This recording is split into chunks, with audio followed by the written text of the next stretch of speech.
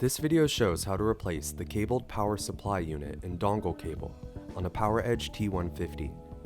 Before you begin, power off the system and disconnect all of the attached peripherals. Ensure that you always use ESD protection when working inside the system. For more information about safety guidelines, see the service manual at dell.com/PowerEdge manuals. To begin, you must first remove the system cover and then the cabled power supply unit with dongle cable. Starting with the system cover, lift the release latch and remove the system cover.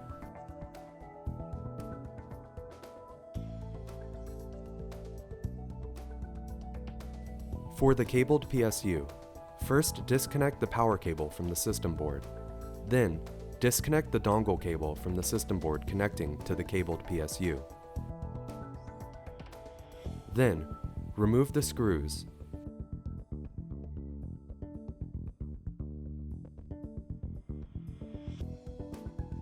Slide and lift the PSU toward the front of the system. To replace the PSU, first place it in the system and slide it toward the back of the system until it is fully seated, and then tighten the screws.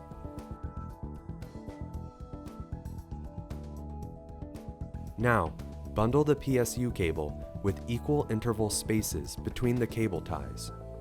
Next, connect the power cable and the power dongle cable on the system board connectors.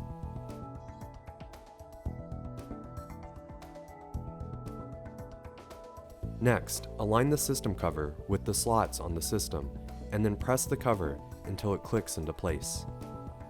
You have replaced the cabled power supply unit with dongle cable on a PowerEdge T150.